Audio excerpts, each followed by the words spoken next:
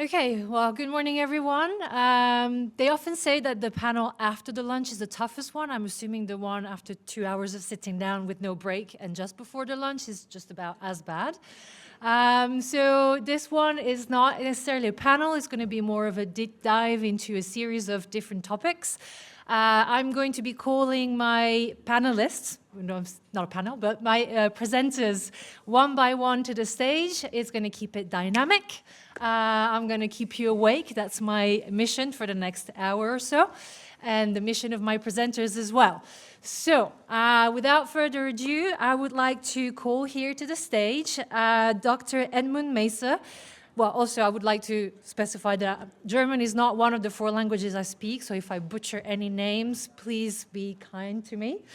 Dr. Edmund Meiser is the research director at the Institute of Toxicology at the University Medical School in Kiel, and he's going to be talking about toxicology this morning. And if I could ask the people at the back if you could just lower your voices a little bit so that you don't disrupt the presentations here. Thank you so much.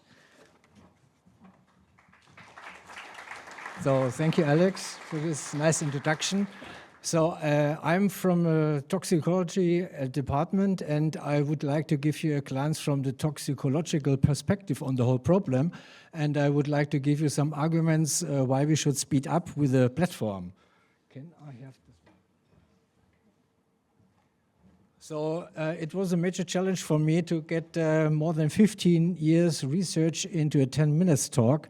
I hope I will manage this. So I have put all the messages I have into 6 ones, and I start with the first one. And this is already agreed by everybody working in this field, that the explosives, so these munition compounds that cannot only explode, but they are toxic and they are carcinogenic.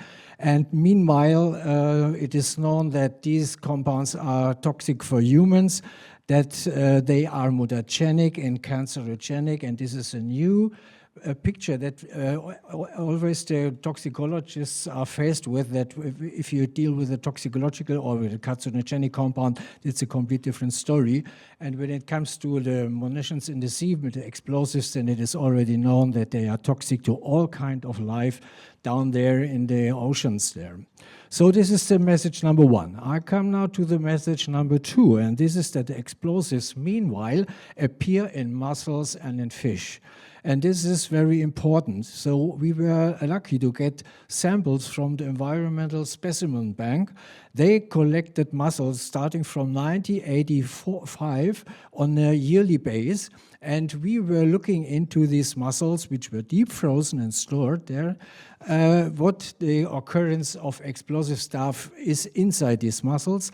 And when you look at the picture on the X scale, then you see that we do not see any sign until the year 2000 from 85 on. But then in 2001 and 2002, the first signs of munition compounds from these explosives appear in the mussels, and they rose then until 2020. So when you follow this line, you see that we have a continuous increase in this stuff. So when it comes then to maybe 2 or 3 decades later, then we can expect that we will have an even more rise of these compounds in the mussels. So this is representative of the Äquatorhörne, which is near the Yard in the North Sea, but we have the same picture then in the Darßer Ort and also in Königshafen.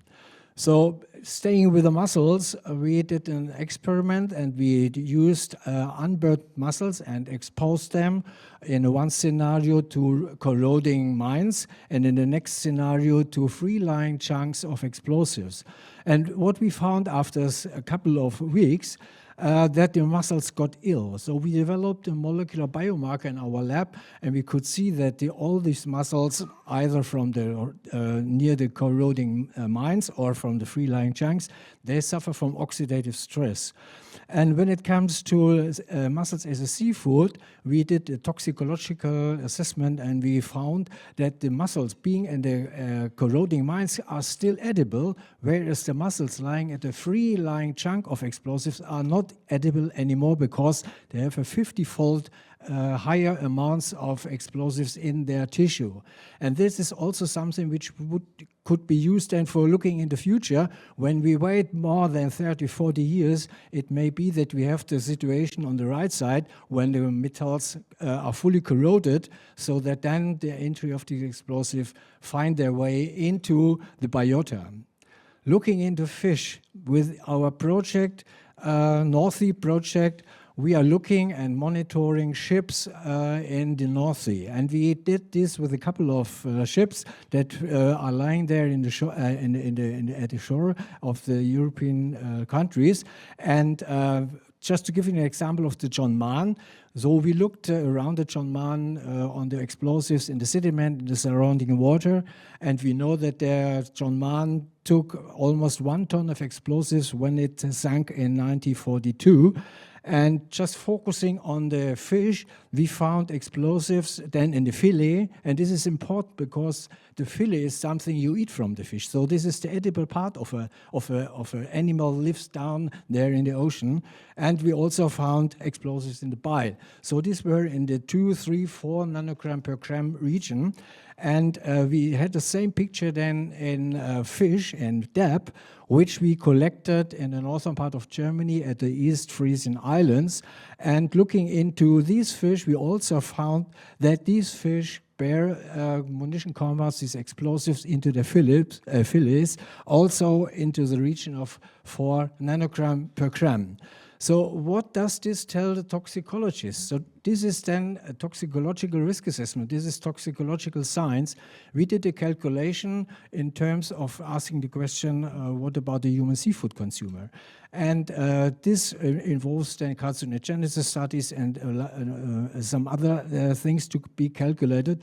And what we found that the fish living at the wreck site is safe for consumption, and we found that fish living at the East Frisian Islands is also safe for consumption. A detailed analysis showed us that we can almost eat 500 grams of the fish from the wreck, or 700 grams per day from the fish of the East Frisian Islands. So as the chance to eat half kilo of this fish on a daily basis, this is not very likely, so we consider then at the moment the fish being safe for consumption. But we should always have in mind that the corrosion is continuing and that we may have maybe a bigger problem than in the future. So the next question is, what is the fish themselves? And we noticed that the fish is ill. And this is a lab study which was performed by the colleagues from the Thun Institute. They exposed fish larvae to different concentrations of TNT, and they found that these fish suffer from chorda deformation. And in another project which we have from the European Union, this is a Remarco project, we work together with the people from Alfred Wegener Institute, from Matthias Brenner, who is sitting here in the audience, and we found that these fish suffer from liver anomalies. So these liver anomalies are nodules in the liver, and this is liver cancer, and from this fish living there, 60% of the fish is ill. This tells us that we have an environmental problem with our marine diversity there where the dump sites are. Now, getting to the next point, this is message number 5, blast-in-place operations increase the contamination with explosives. Together with the Danish Navy, we performed the blast-in-place operation there in the Sayre Bay, and the blasting was done with ground mines, each containing 400 kilograms of explosives. And we compared low and high order detonations. So in the first scenario, we had a high order detonation involving 10 kilo of a blasting charge. And this gave a real booms. And after this blast, we did a monitoring of the sediment and the surrounding seawater down there on the seafloor, and we found there's a 300-fold increase of explosives that were scattered around, and this was unburned explosives. So the next mine was then blasted in a low order under blast-in-place operation, so with a 1/4 kilo of a blasting charge. And what we found was very surprisingly, because we found more than 100 million-fold spreading of the unburned munition compounds there on the seafloor. So both of these are, of course, no good idea. Neither the high order nor the low order blast in place operations. Now the next idea could then be, why not go to a sandbank? And this is also being done in the past. And we followed the blasting operation then on the Used Island, also in the Eastern Frisian Islands. This was done on the island Used. And we went there as the toxicologists, took samples, and prior to the blast operation, we found something like 35 nanogram per kilogram of sand there on the sandbank. After this blast-in-place operation, we found a 1,300-fold increase in contamination of the surrounding sand. So it amounted then to 46,600 something nanogram per kilogram. So then we were waiting one tide. This is interesting because the tide was washing away all this contamination down in the ocean back, and into the sea back. So after one tide, we saw that only 1% of these explosives rested there on this area. So 99% were washed into the sea. So the message is neither underwater nor sandbank blast-in-place operations are good for the environment. Now we followed the so-called support program, the immediate program, which we already heard about. And what we did with our mussel samples, we monitored then all the activities down there on the seafloor. And we did this prior to, during, and past these operations with our monitoring system. So we put there the mussels and we put there the passive samplers, which turned out a very good system to have a longer view on that what's going on during the remediation operation. So, and what we find in the mussels that we have only a tiny increase of contamination with explosives during all these operations that took place. And also the passive samplers which we used showed us that this operation is safe, that we have only a non-significant increase in the contamination of the environment. So this is then the summary and the conclusion of my talk. So the explosives are toxic and carcinogenic. The explosives appear already in mussels and fish. However, today fish can still be eaten, but we should always have in mind that the corrosion is going on, and this is why we had to speed up with the platform to make this recovery safe. And the fish is already now is ill, so we have these liver anomalies and we have this impact on the larvae. And of course, we should refrain from doing blast-in-place operation when it is not necessary. We heard from Dieter Guldin that sometimes the munition is in a bad condition, so then it should maybe be the only option then to make these blast operations. But if it is not possible and if it is not urgent, so we should refrain from doing blast-in-place operations. And the remote controlled recovery is safe, as we know now from the support program, and this is then the conclusion. We must act now, time is running. And just on the right side, you see all these institutions that gave me the money for my research. So thank you.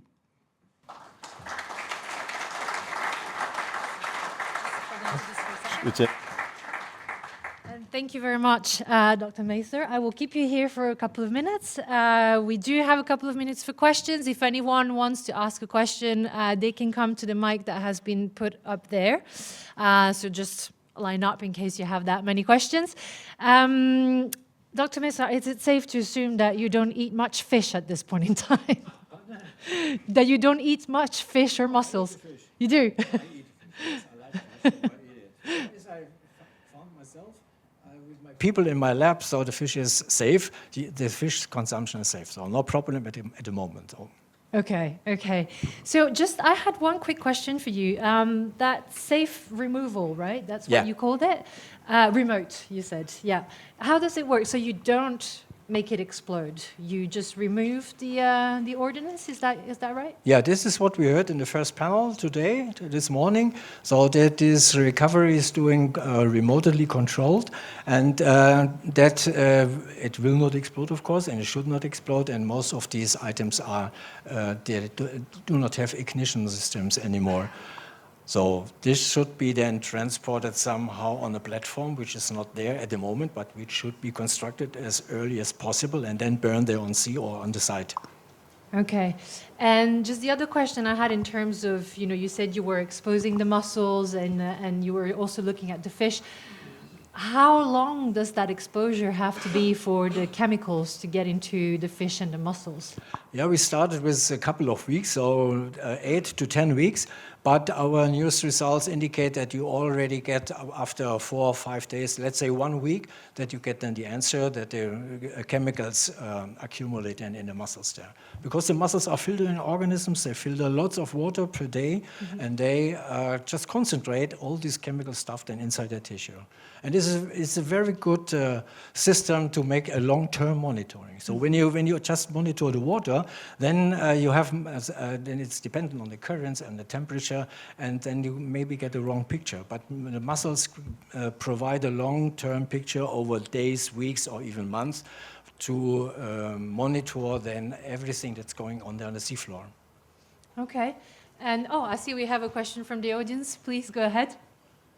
Thank you very much, Eddie, for your talk. My name is Sven Kuczynski. My company is called Marine Zoology, and I'm working with marine mammals. And so my question to you is an ecosystem question. So you showed the development of the concentration of TNT in mussels and from the Umweltprobenbank from 85? 85, yeah. Up to 2021. We saw the increase in concentrations. One question would be, in 21, there's a lower concentration than before. I think that's not a trend yet, but is there an upper concentration from which mussels don't concentrate this anymore because they have mechanisms of losing the contaminants? And what's happening up in the food chain? So if we have diving ducks feeding on the mussels, or have mammals feeding on fish which have higher concentrations, do the concentrations get even higher there?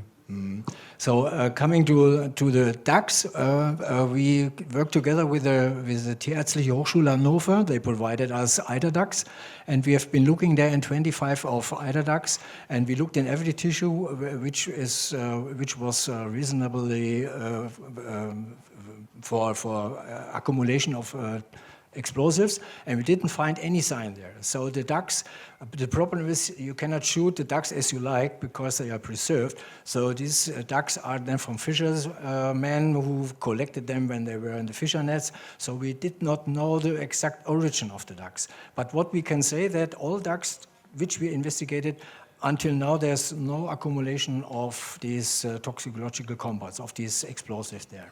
And this 21 finding, so you should bear in mind that these are voluntary people, or are people who on a regular basis go there when they collect the mussels when the water is down there. And it could be that depending on the weather or at the currents there, that at the 21 mussels there was a little tinier concentrations of the explosives. But the overall trend is an uprising trend.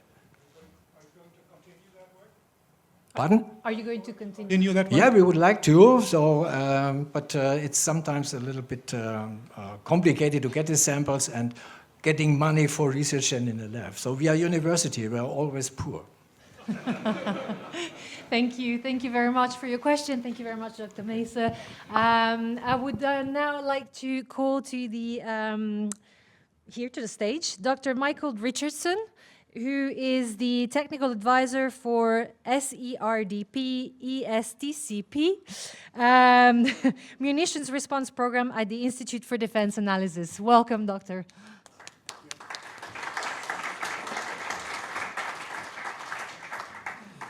I'll explain those acronyms in a minute, but the world is filled with too many acronyms.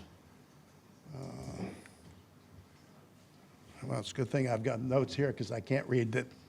I'm going to give you a brief outline or an update on the munitions response program in the U.S. You'll see from this talk that there's some differences between the European problem and ours, but we'll get to that later.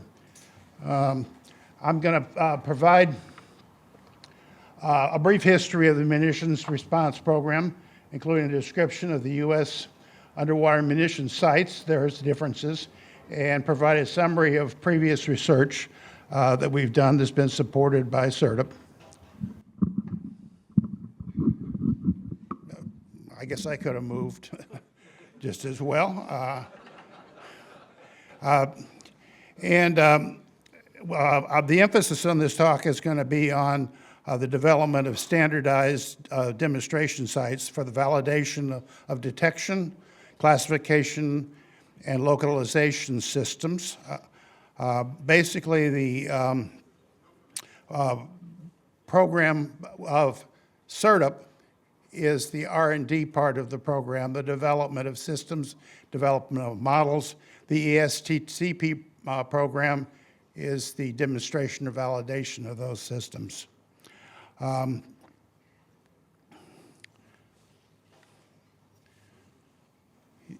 there's no way to read those. Okay, the UXO remediation follows a 1980 Comprehensive Environmental and Liability Act program called CIRCULA. And this establishes the strict guidelines for liability and remediation of hazardous waste, not just UXO, but in all different kinds of waste in the U.S. The Department of Defense is responsible for the UXO remediation at formerly used and active defense sites. These are not dump sites. These are areas that artillery shells have come into, the development of different artillery systems, practice, training, et cetera, and war games that have gone on in the U.S. The munition program, as I mentioned before, includes research and development, which is the SERDP, and demonstration and validation, which is the ESTCP. The UXO remediation for terrestrial sites has been completed prior to this program, and the use of EMI systems, electromagnetic induction systems, to remediate, not to remediate, but to detect, classify, and localize, we developed during that program. It was very successful and moved on to a transition to the DoD and DoD contractors and regulators. So now we move into the underwater environment, which is much more difficult, as you all know, very difficult.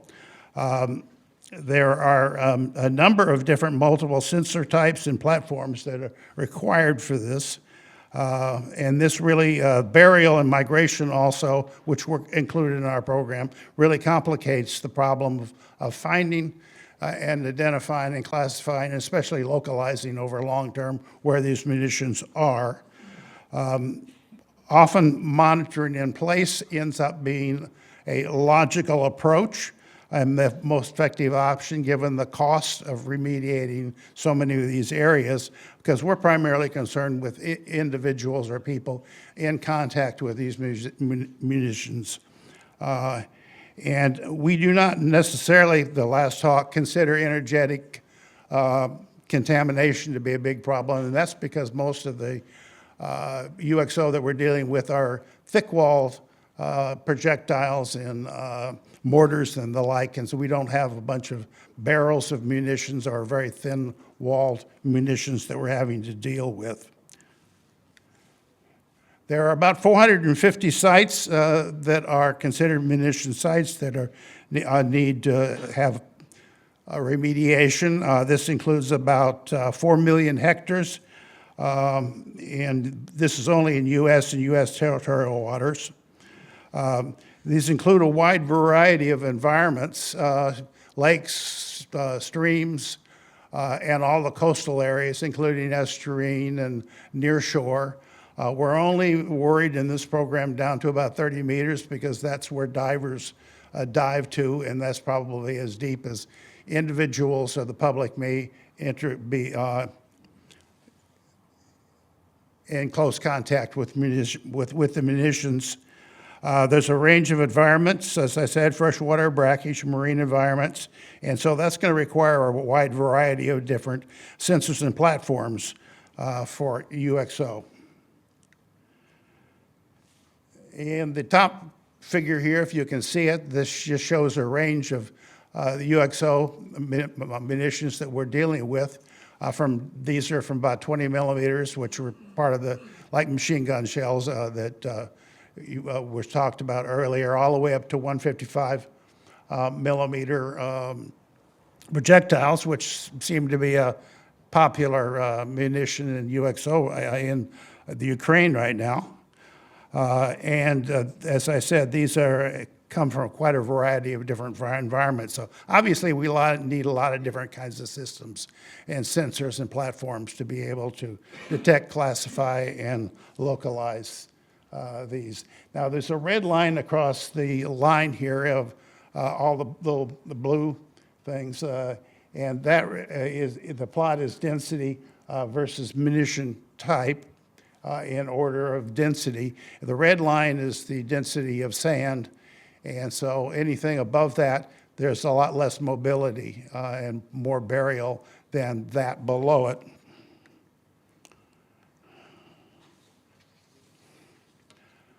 Okay. In this talk, I'm going to emphasize the development, the demonstration, and validation of systems used to detect, classify, and localize underwater UXO.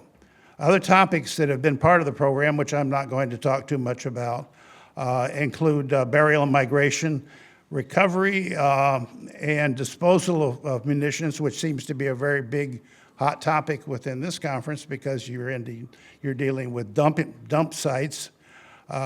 Future efforts include the actual validation of UXO systems that detect, classify, and localize.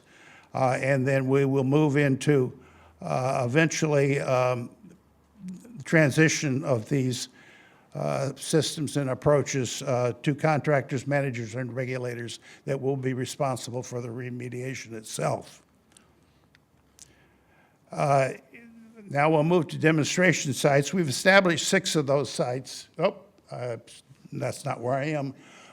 This basically gives you an idea of the range of different sensor types and platforms. They include high and low frequency acoustics, magnetic sensors, which we've heard some talk about, LiDAR, and other kinds of optical systems, and electromagnetic induction systems, and magnetic systems, and the platforms run the full gamut off from ROVs, AUVs, towed systems, crawlers, etc. And the reason for all these different sensors and platforms is because of the quite a range of environments. So I will concentrate on the development of these demonstration sites, which are very important in terms of moving them to approval by regulators and site managers, etc. We've got 9 sites. I'm going to concentrate on the Squim Bay site for an example of how these are done.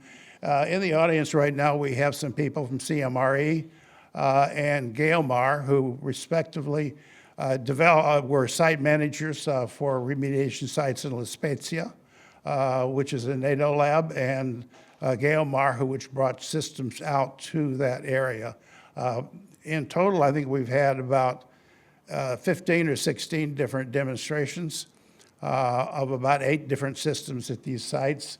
The sites in Hawaii, which are a carbonate site, we will be beginning soon, and the same thing with Duck, which will demonstrate crawlers, etc., with EMI systems.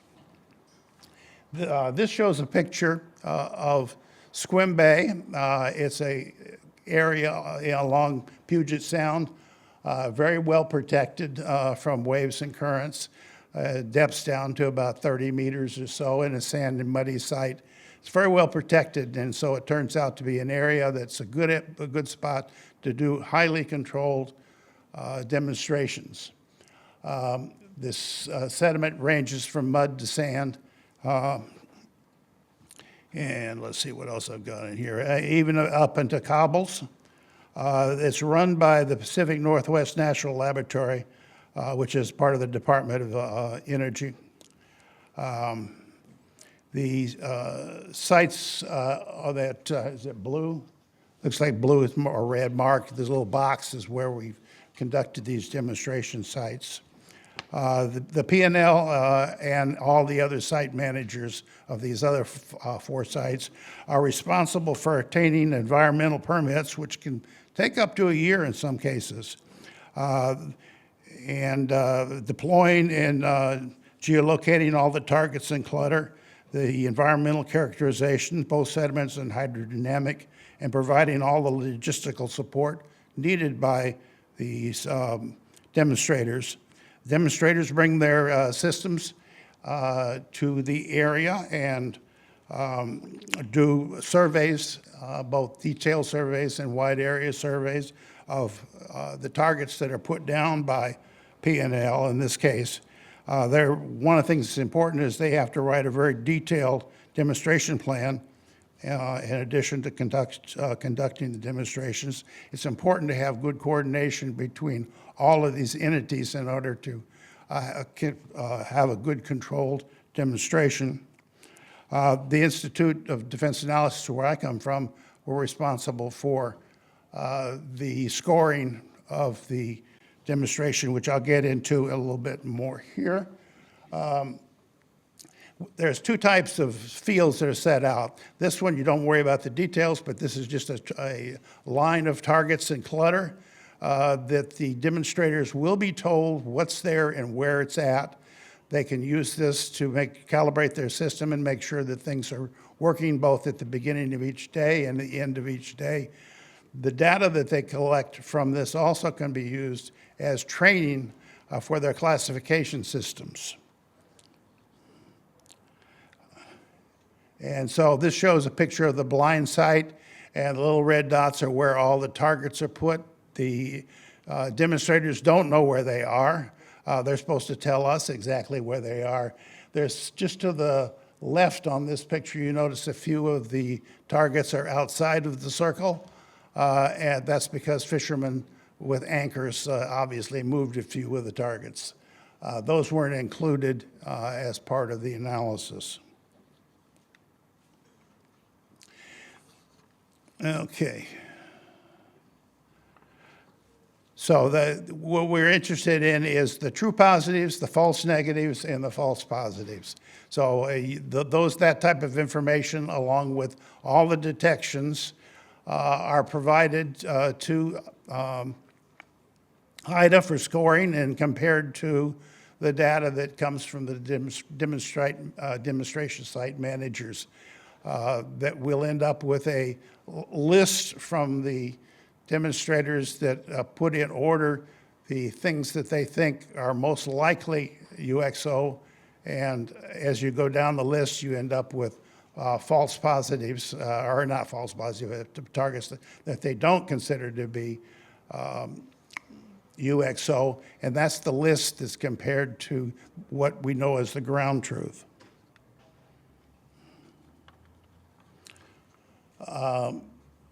So that's the table of false positives, true positives, and false negatives that's generated. One of the problems, of course, is geolocation, and so both the demonstrator itself and the demonstration site manager have issues in terms of accurately locating these targets. So we look at the comparison of the list based on, from the demonstrators and from the ground truth, at different halos or distances that are apart from another. And you're going to eventually get to the point where the geolocation from the site managers and the demonstration systems kind of will line up because it's a wide enough area. And so it's reported that way. This shows you an idea of a comparison of the geolocations with the ground truth and the demonstrators with the little X's there. You can see some of them up to almost 2 meters apart from one another. So geolocation is a big problem with any of these highly controlled demonstrations.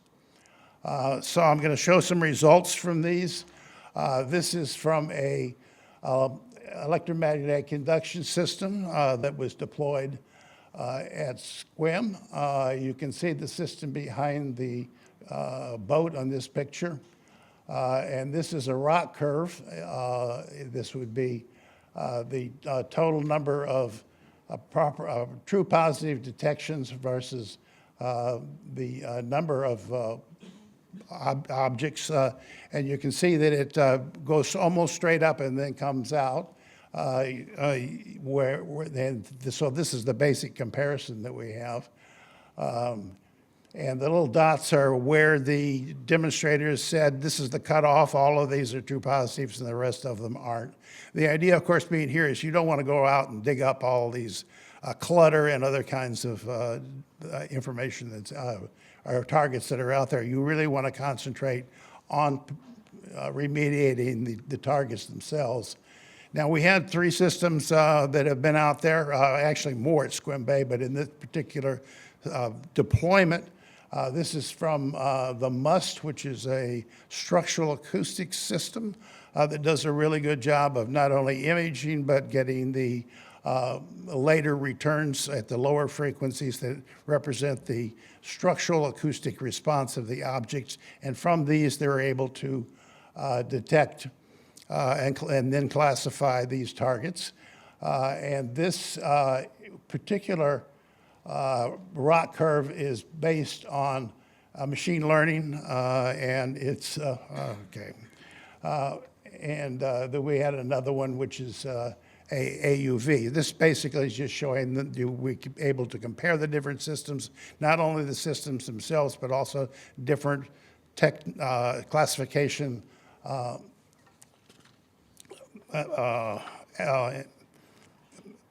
approaches to that. And let's see, since I can't read that, let me pick up exactly where I am. I think this is the lessons that are learned from the 13 completed and 8 planned demonstrations. Yep. They are summarized here in this slide and include early coordination between the stakeholders is incredibly important. The importance of the environmental characterization to support a well-demonstration plan is needed. Geolocation is an ongoing challenge, and the TUSA index showed before targets can move, so repeated geolocation is needed, and weather and unexpected issues are always going to arise in these types of experiments. The way forward. The next phases in the development include demonstrations at live sites, actual UXO remediation site, and the transition of these technologies to contractors and munition site managers. Live sites are included a beach at the main bombing range, which you've already started, a carbonate site in Calabria or near Puerto Rico, and a port and harbor site in San Diego. Now, the comprehensive environmental research compensation, which I have a slide, which I'm not going to slow the details. If you go to probably their website, you can get a better idea of exactly what we've got to follow there. In addition, we have a special council, a group that's part of the Interstate Technology and Regulatory Council. It's currently working on a comprehensive standardized guidance to follow this circular website. And it's very detailed in what we have to do. So this is a DoD responsibility. They will hire contractors to do the remediation itself. And I'll stop at that. Didn't leave much time for questions. But thank you very much for this very comprehensive presentation. And the only question I wanted to ask you quickly was, when did this all start? The land side probably started 15 years ago, or maybe even 20 years ago, and it's considered completed. Probably about 8 or 10 years ago, we began on the underwater sites, and we've really moved.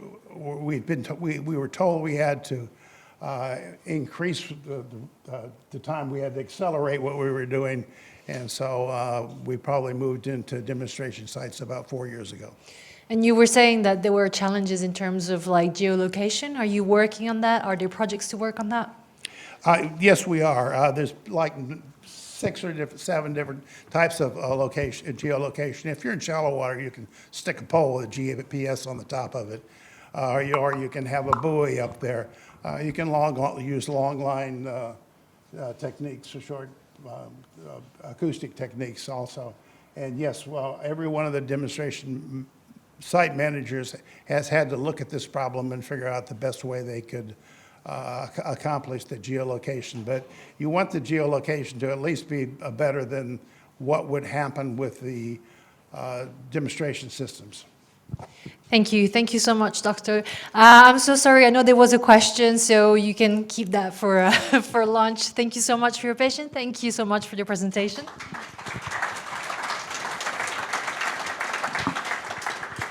And then last but certainly not least, I would like to call here to the stage Dr. Andreas Röpke, Deputy Head of Department at the Ministry of Climate Protection, Agriculture, Rural Areas and Environment at the...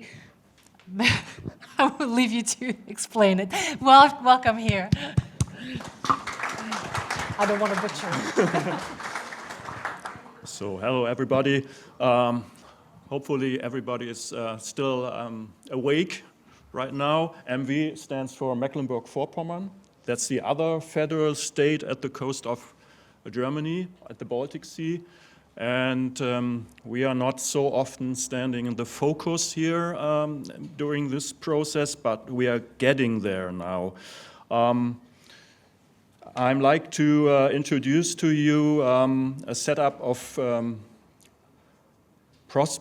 really a future federal competence center, which is now a result of the new German government. You have heard of it, that we have changed the governments, and that we have now in the coalition treaty the statement that there should be a federal competence center. It shall be in the eastern part of Germany, and we hope that we can move that into Mecklenburg-Vorpommern. And also we have in Mecklenburg-Vorpommern a Baltics strategy, started last year, and there was already the task to build up kind of pre-phase of this federal competence center, which we call a cluster, a competence cluster. So we have the view of utilizing, of course, existing infrastructures. We have in Rostock the Ocean Technology Campus from Fraunhofer, and the campus is the leading hub for innovative underwater technologies. It was already launched in 2019. There are more than 60 partners from business, research, and public authorities. Also, international cooperation takes part to Canada, US, also Europe, many areas, also even Greenland, if we can call it Greenland still, I don't know. We have the support by the German Federal Ministry of Education and Research, so there is already a kind of cluster going on in research, and it's funded with 30 million euros, and there are more than 150 involved experts. We have a big commercial area in the former fishery port of Rostock dedicated to ocean technology. And there's also a monitoring network, subsea monitoring network in place. What we are very proud of is that we have, I think it's unique, and it connects somehow to the talk before, that we have a digital ocean lab, which is a training area close to the coast. And, it's a test field for underwater robotics, marine sensor systems, removal and munition, which it is also used by for other questions like cable yards, pipeline. We have a pipeline yard, we have a structure yard, 3 areas still, and we plan to have UKSO yard. There you can do, for example, trainings. We were very important. It came up earlier this morning already that we need personnel. We are in Germany. We are an old society, and many persons will leave the sector, and we need more training, and we need more companies doing these jobs. And therefore, we are also planning to have their training going on. We have different depths at that site, which is also important in the marine environment to work at different depths. We have, the whole area is about 750 hectares, and it's also in calibration area. Energy, platform for hub and energy and communication. Sophisticated instrumentation is already there, and it's also operated by Fraunhofer. So what did we do when we received the task? We started, and that I think is also very important, is that we established an interministerial steering group. What we see in the federal government, it doesn't help us a lot if only one ministry is kind of responsible. There are so many different questions around here, and we saw it in the morning. There was critics already about how government is running the process. What we're trying to do is having the Ministry of Environment, Ministry of Science, Ministry of Economic Affairs, Ministry of Interior, and also even the State Chancellery. They are all involved in this project, and it's very important to work interdisciplinary at this place. And this steering group is shared by the Ministry of Environment in person, that's me. So the interdepartment competences are bundled, and also this commission supervises a project group, which is building up this competence cluster right now. It's the idea to have this competence cluster established by the end of this year.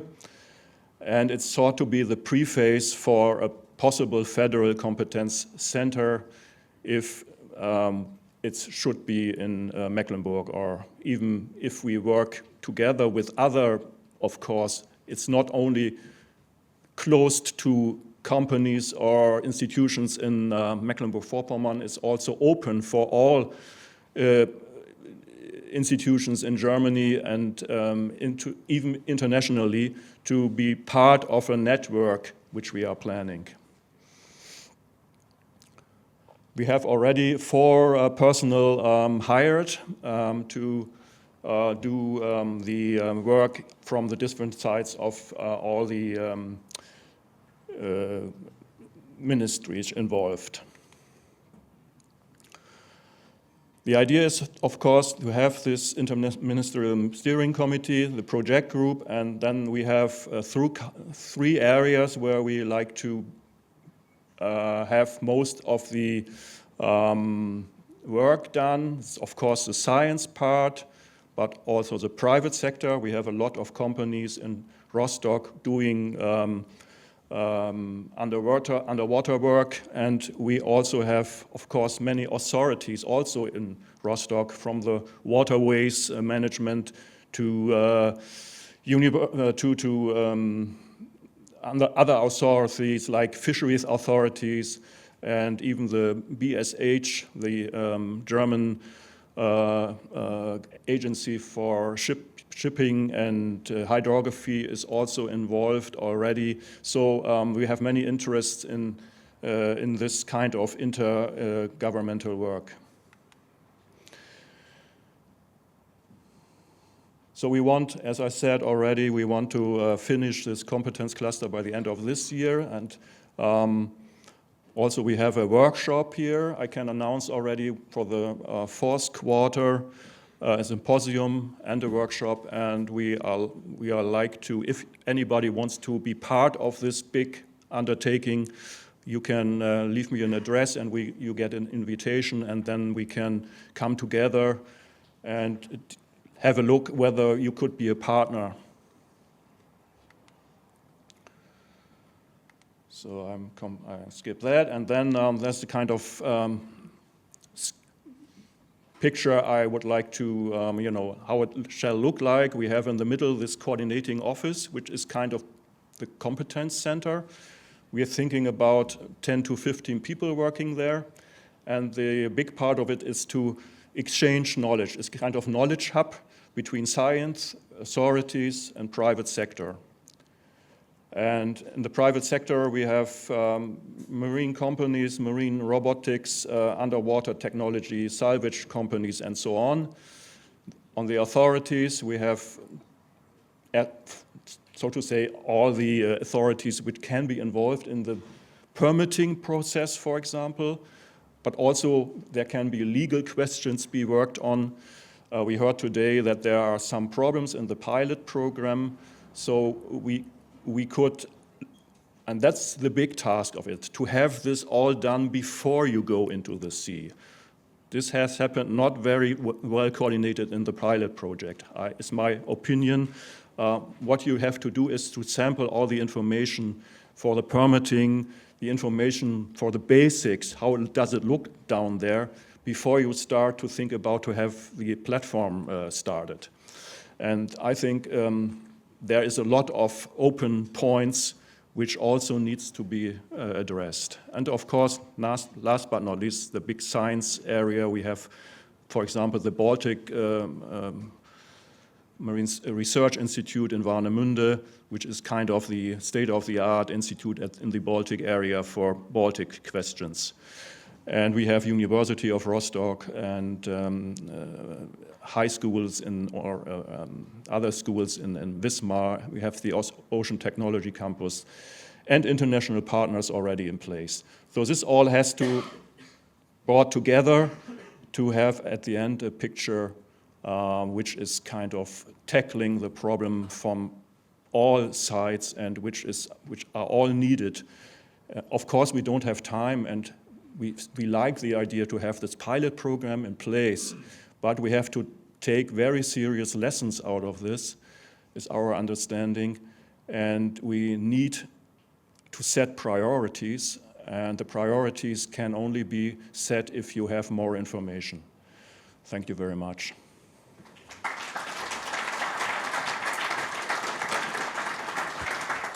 Thank you for this presentation. So my quick question to you was, and if there is this time for one in the audience, if someone wants to ask a question as well, you skipped very quickly on the objectives slide, so I wanted to come back to that for a second. I'm trying to understand this competence cluster concretely. What's the idea? What will it do? What will it help? It will be, of course, a kind of information hub. For example, we have all these institutions with their specific knowledge, but we need to streamline the questions. We have science in place, we have authorities in place, but if you have a task to do this topic here, we need to work together. And this coordinating office, which is kind of the competence center, they also do like public relations and stuff like that. They also have to make, to generate money, funds for the work. But what we need, and that is still lacked in Germany, that we need a plan, a real plan how we want to go into the future. And that's also answering the question by the guy from TKMS today. Companies will not invest if there is no time schedule where you can have like 10 years or 20 years of funding. So we need a perspective to handle this in a sound and reliable manner. And this office will, of course, not only exchange information, it will be also a hub and for example, what we also need is a kind of operating system at the end, an operation unit. And they will be, and we also in Germany, we have this Havariekommando, which is in Cuxhaven, which is very successful institution to work in marine catastrophes. And we see a similar structure here. We need on the one hand side information and competences, and we need on the other side then operating units which do everything every day in a routine, starting projects from the beginning, from the planning to the end, to the financing. This has all to be put into a realistic, more realistic frame. That's the plan.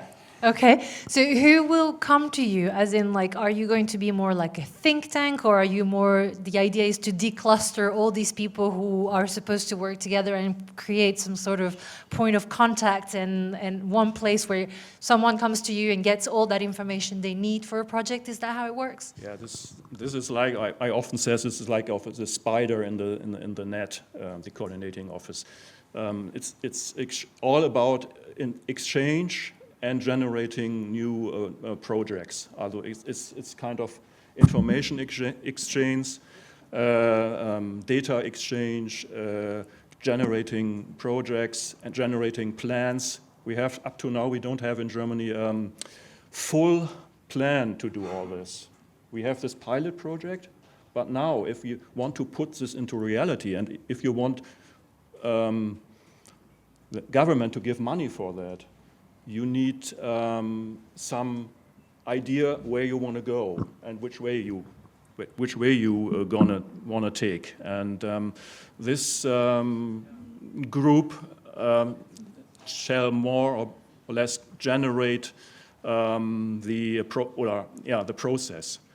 Of course, those people involved there from science, authorities, and private sectors, they are doing their normal jobs. They are not all working at the same time now only for ammunition. Okay. Thank you. Thank you so much, Doctor, for this presentation. I'm sure you'll have questions from the audience during lunch. So it's now the lunch break. I will release you, but please be back here at 1:45 for the rest of the afternoon.